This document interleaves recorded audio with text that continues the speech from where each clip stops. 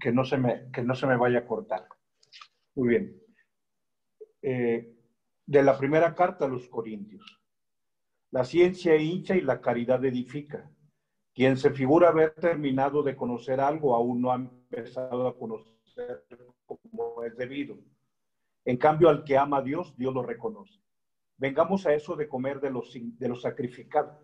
Sabemos que en el mundo real un ídolo no es nada y que Dios no hay más que uno.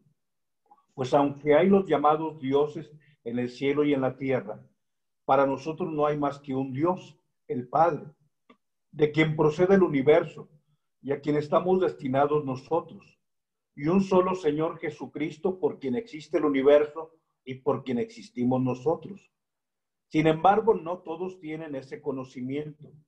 Algunos, acostumbrados a la idolatría hasta hace poco, comen pensando que la carne está consagrada al ídolo, y como su conciencia está insegura, se mancha. Así tu conocimiento llevará al desastre al inseguro, a un hermano por quien Cristo murió. Al pecar de esa manera contra los hermanos, turbando su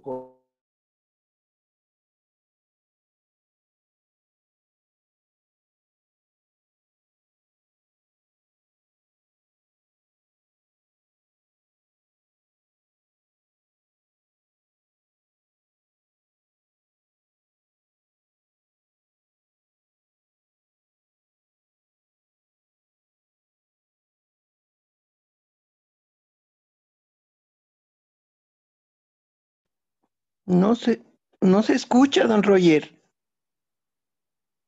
es el famoso Día de Muertos y sobre todo la cuestión del llamado Halloween, que muchos de nosotros, con toda la razón del mundo, digamos, somos no simpatizantes de este tipo de práctica, pero nos vamos a encontrar con que hay personas que de pronto, digamos, les es indistinto una cosa u otra.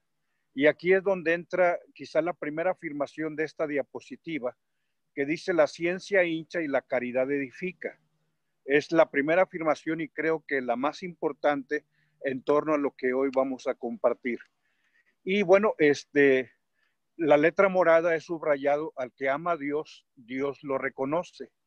Y concretamente el problema era la carne que era inmolada a los ídolos, pero no había otra forma de que la persona pudiera tener acceso a alimento, si no era yendo al mercado, donde lo que se vendía era precisamente lo que en el templo se había sacrificado.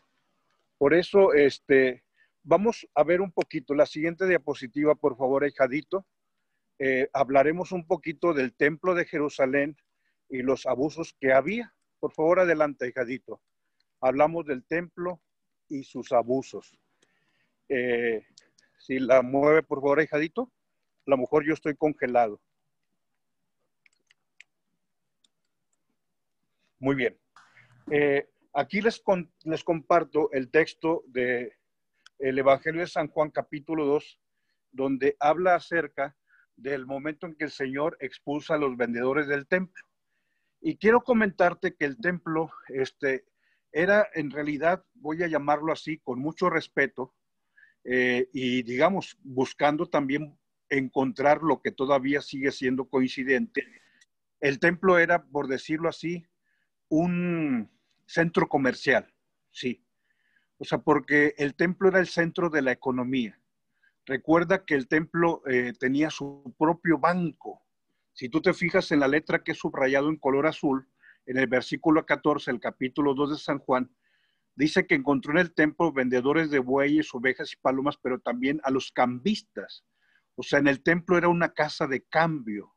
¿Por qué? Porque la moneda de los romanos que circulaba, o el circulante monetario, tenía las imágenes del César. Y como el César era Dios para los romanos, un judío nunca va a dar una ofrenda con una imagen o con una, digamos, un grabado en una moneda que tenga un ídolo. Si el César es Dios para los romanos, ellos no van a aceptar esa deidad, quitémosle la palabra a Dios. Y entonces lo que hacían ellos era acuñar su propia moneda, y entonces tenían digamos, su casa de moneda, tenían su troqueladora, tenían los cambistas, tenían también la vendimia. Imagínate que Jesús con José y María iban al templo cada año, como dice el Evangelio. Y cuando bajaban de 400 kilómetros o 300, bajaban, imagínate que llevaran los animalitos para sacrificarlos en el templo, pues llegaban muertos los animalitos o ellos nunca llegaban. Y entonces en el templo encontraban a los que vendían los bueyes, las ovejas y las palomas, para que entonces pudieran ofrecerse el sacrificio que marcaba sobre todo el libro de Levítico, marcaba toda la cuestión de los sacrificios. Y entonces el templo poco a poco fue teniendo una estructura, vamos a llamarle, de un centro comercial, porque acuérdate que los que apresaron a Jesús fueron los guardias del templo. O sea, el templo tenía hasta su propia policía, el templo tenía sus separos, o sea, tenía ahí un lugar donde a Jesús se le llevó, porque lo apresó la guardia del templo el jueves, digamos, nuestro jueves santo, cuando estaba en el cenáculo y se fue al huerto de los olivos, y entonces lo apresan y lo llevan a los separos del templo. Y ahí se junta el Sanedrín a las 4 de la mañana, porque aquella madrugada ni durmieron siquiera. ¿Para qué? Para que el primer momento en que Poncio Pilato, el pretor, estuviera ahí en el pretorio, poder mandar a Jesús acusado. Entonces, te describo todo esto para que ubiques toda la infraestructura que tenía el templo. Entonces, esto va muy de la mano con el texto bíblico que hoy estamos viendo. Vamos a pasar a la siguiente diapositiva, por favor, donde la comunidad cristiana va a discernir. Hay dos grupos, vamos a llamarlas, y creo que este momento nos ayuda también en la formación. El cristianismo nace obviamente en la cuna judía. Y digamos, Pedro, Santiago, Juan, Andrés, Tomás, Bartolomé, Judas, Tadeo, o sea, a todos ellos les podemos llamar judeocristianos, porque son cristianos provenientes del judaísmo, era la cuna judía.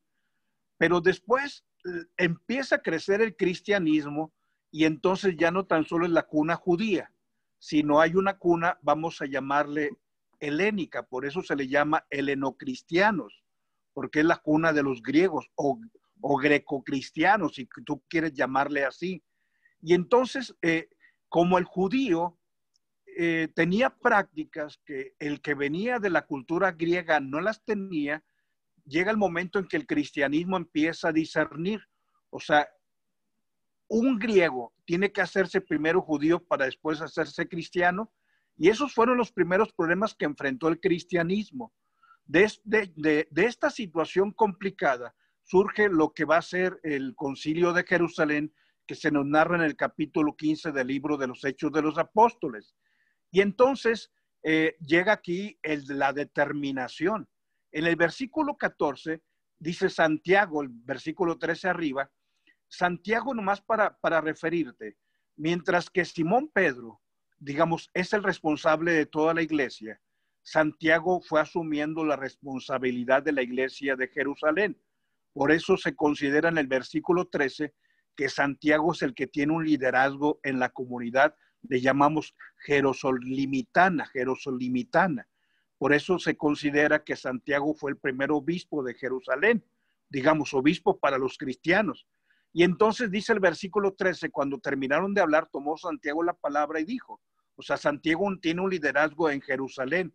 Y entonces dice, Simón ha referido cómo Dios ya al principio intervino para procurarse entre los gentiles un pueblo para su nombre. Y entonces habla de que Dios ya había considerado que los cristianos no tan solo fueran judíos, sino también provenientes de la gentilidad, o sea, de los pueblos no cristianos. Pero entonces dice, bueno, ¿qué les vamos a imponer a los que siendo no judíos o siendo gentiles o siendo griegos o siendo romanos se hacen cristianos? Y viene el versículo 19.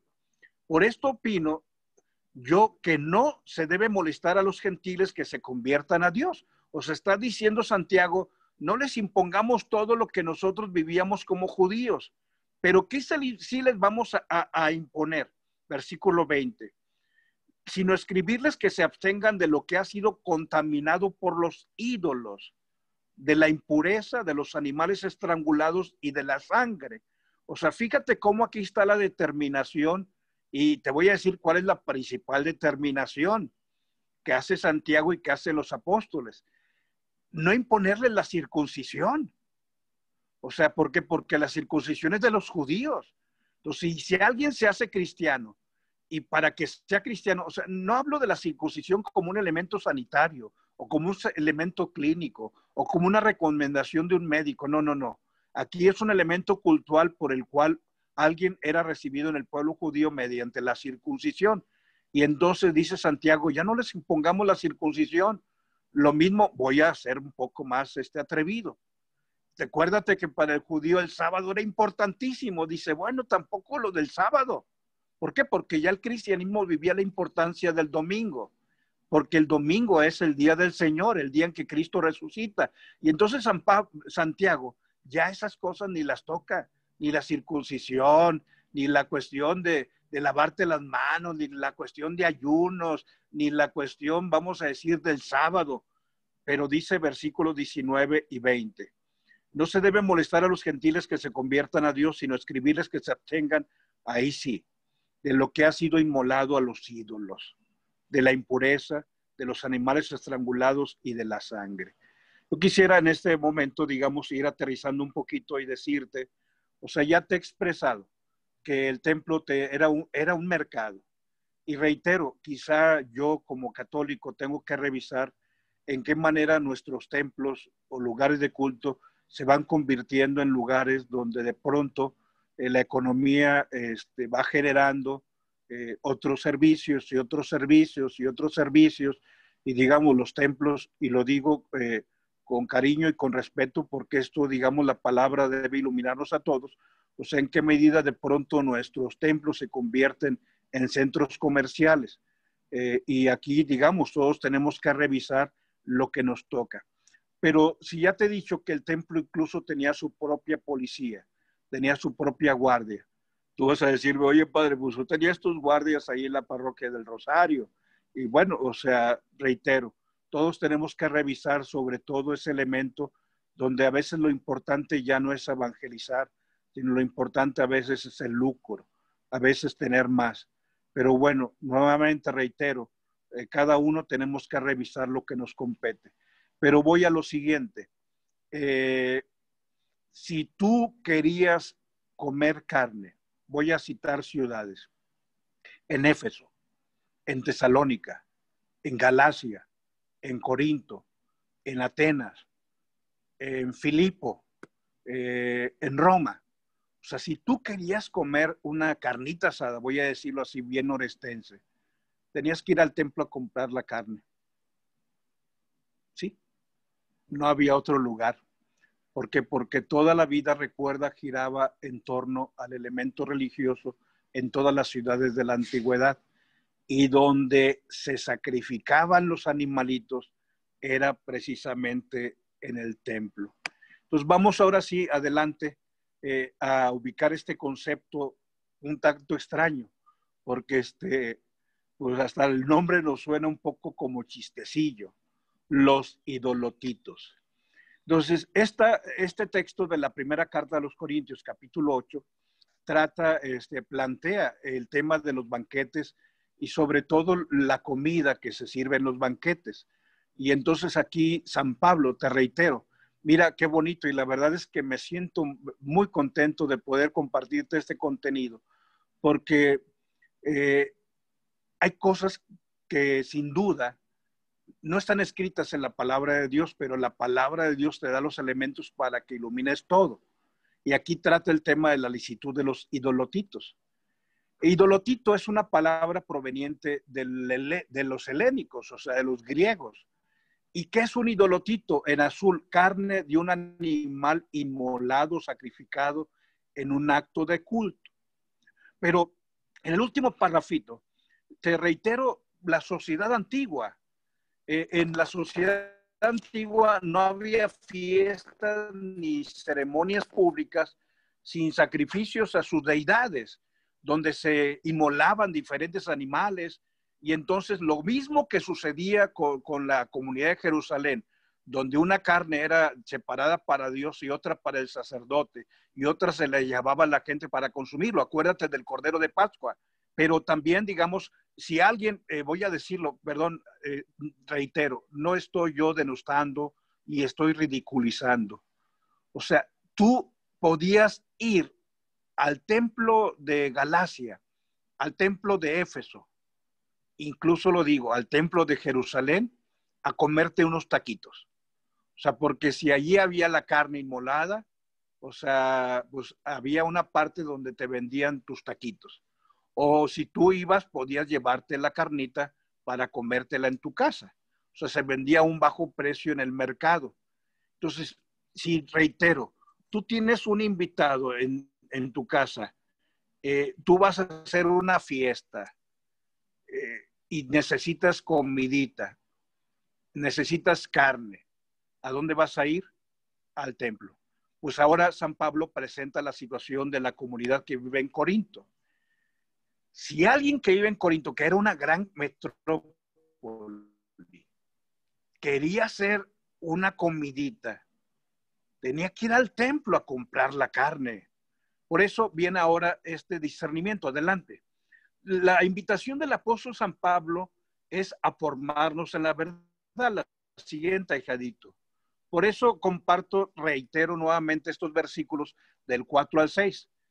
Dice San Pablo, o sea, sobre todo para el discernimiento, dice, tú quieres, estás preocupado por la cuestión de la carne inmolada a los ídolos, pues simple y sencillamente, o sea, debes saberte tú de que no hay ídolo. Dice en este mundo un ídolo no es nada, pues no hay más que un solo Dios, aunque existen los llamados dioses, ya sea en el cielo o ya en la tierra. Y de hecho se reconocen numerosos dioses y numerosos señores. Para nosotros no hay más que un Dios, el Padre, de quien procede el universo y a quien estamos destinados nosotros. Y un solo Señor Jesucristo, por quien existe el universo y por quien existimos todos. Y bueno, San Pablo dice, bueno, a ver, espérame tantito. Fíjate cómo viene el discernimiento.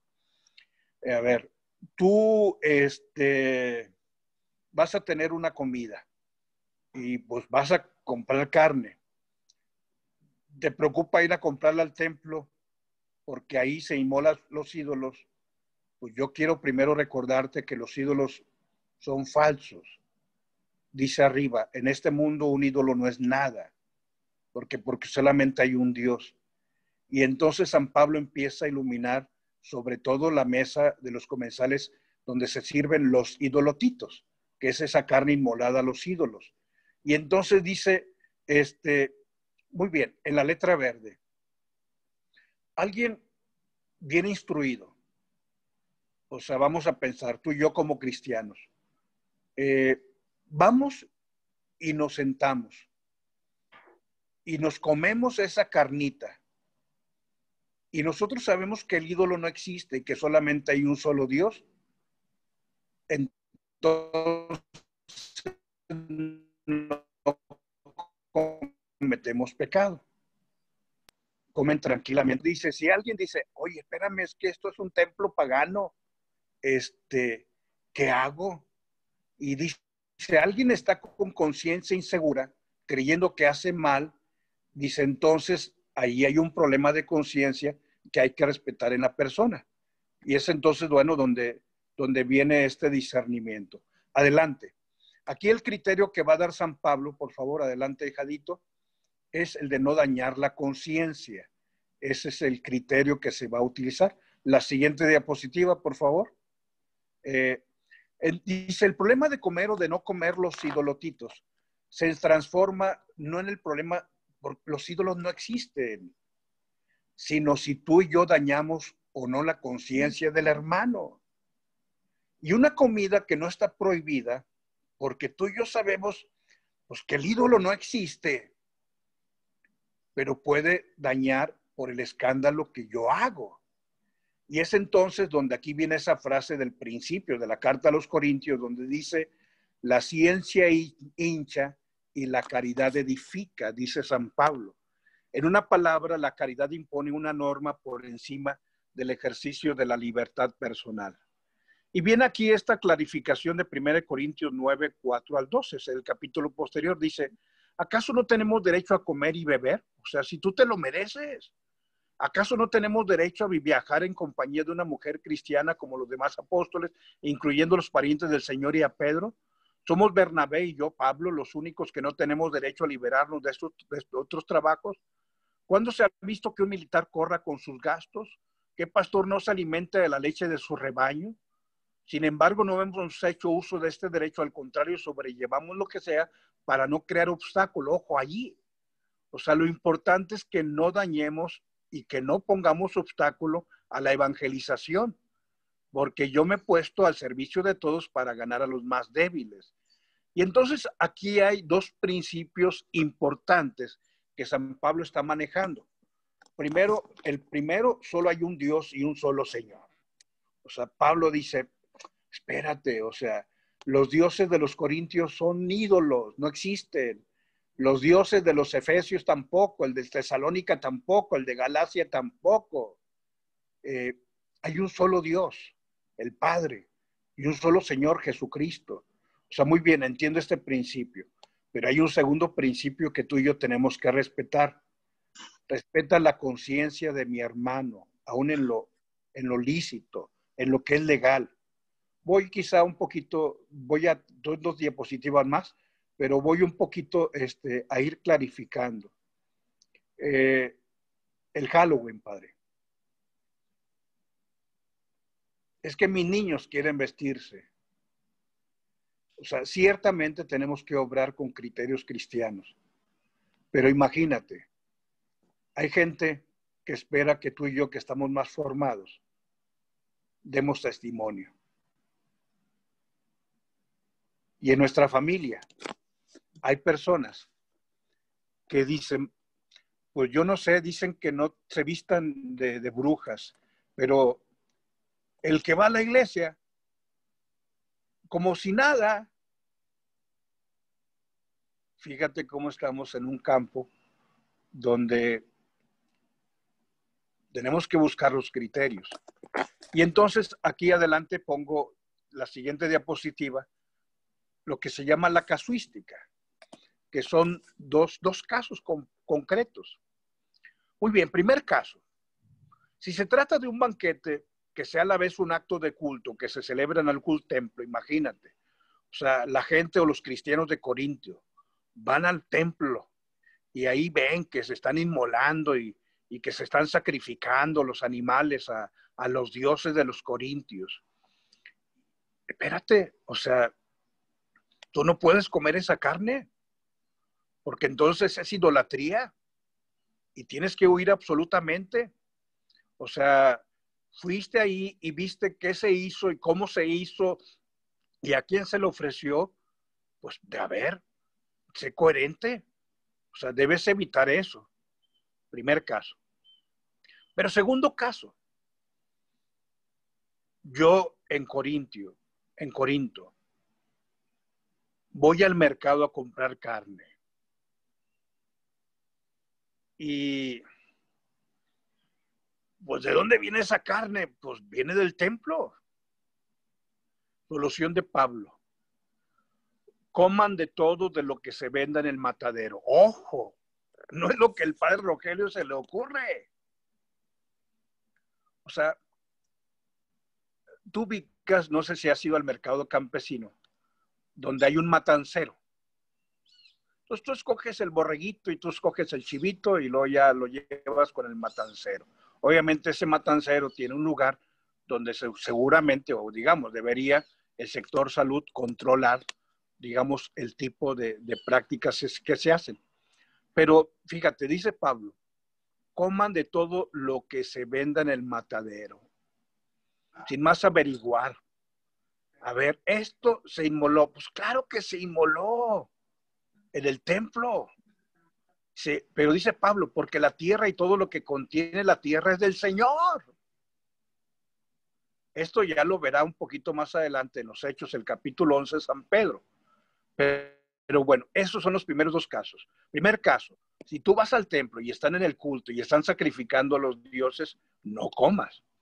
Pero si tú buscas carne y la única carne que vas a conseguir es, es precisamente porque es de ahí, pues no hay de otro lugar del que provenga. O sea, come de esa carne. O sea, solamente hay esa carne. Sé que entramos en un campo donde cada quien pueda tener diferentes criterios, pero aquí lo importante no son los criterios de Rogelio, sino los criterios del Evangelio. Adelante, la última diapositiva. Te digo, este tema está bien padre, ¿eh? Adelante, hijadito. Aquí la palabra importante es la palabra discernimiento, ¿sí? Estamos invitados, vamos a decir el tercer caso. O sea, ya no es si estás en el culto de un Dios, ahí no comas. Ya no es si vas al mercado a comprar carne. Dice, compra, dice San Pablo. Estamos invitados no ya a un banquete sacro, sino que se trata de un particular. Imagínate, David llegó al padre Rogelio a San Antonio. Y entonces David dice, a ver, padrinito, véngase a comerse una carnita asada. Entonces se trata de un particular que nos invita a comer a su mesa. ¿Qué me va a servir, David? Pues lo que consigue. Sí. Entonces, se sirven alimentos que podrían ser también idolátricos. Y entonces, fíjate la solución de San Pablo. Si un pagano os invita, o sea, porque todavía no es cristiano, y queréis ir, ve, come de todo lo que te den.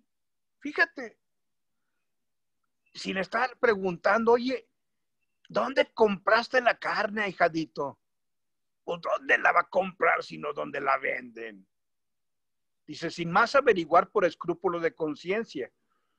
Pero, ojo, en caso de que uno os advierta que eso es carne sacrificada, o sea, cuando alguien de pronto te invitó y te puso un 4, dice, no comáis por motivo del que os avisa y de la conciencia.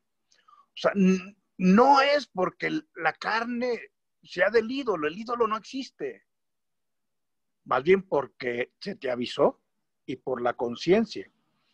Y cuando hablo de la conciencia, dice Pablo, no entiendo tu conciencia, sino la conciencia del otro. O sea, no escandalices a los demás. Voy a ir a casos muy concretos. Ya estoy terminando, perdón, te digo, está bello el tema. Voy a un tema muy concreto, voy a una situación muy concreta.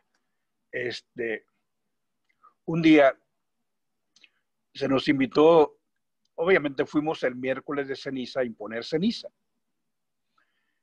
Y te digo dónde, la parroquia Santa Rosa de Lima, ahí en la colonia Estrella, ahí por Bernardo Reyes.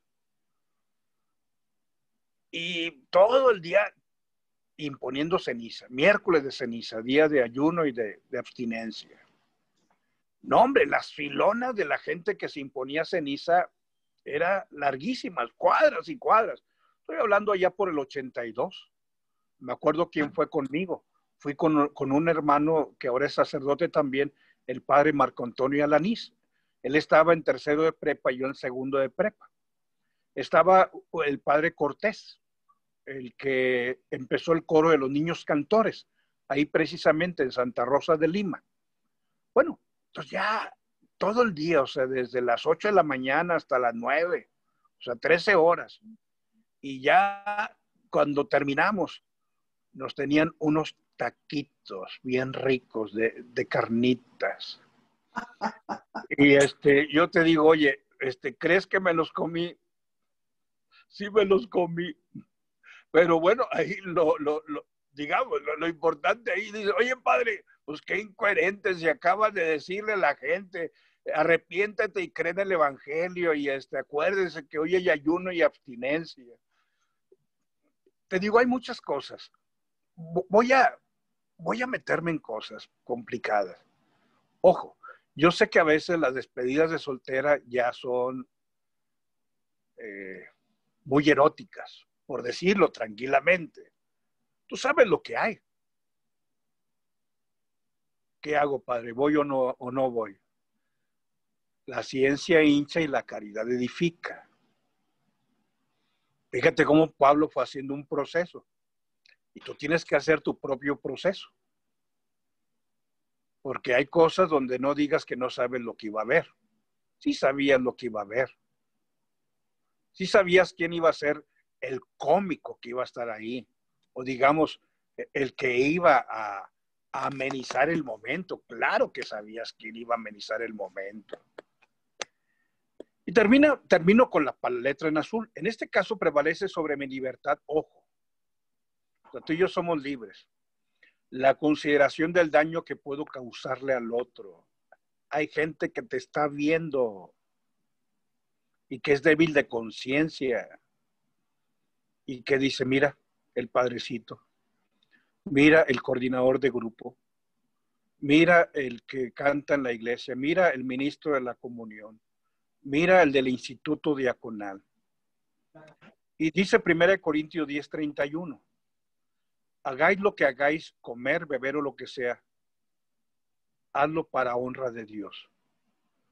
Y si algo no es para honra de Dios, no lo hagas. Que Dios nos bendiga en nombre del Padre, del Hijo, del Espíritu Santo. Amén. Muchas gracias, Aigeto. Si me abre el video para poder agradecerles a todos. Tuve que moverme, pero bueno, parece que no puedo iniciar el video. Pero quiero agradecerles a todos. Gracias a Alicia, gracias Carmen y José Luis. Gracias, muchas gracias Rafita Moreno. Gracias Silvia Loredo, gracias Ahijadito, gracias Cristi Pérez. Gracias, Coquito Rosales. Gracias, Sergio. Gracias, hermano. Gracias, Juana María. Gracias, Lucía Patricia. Gracias, comadrita Claudette.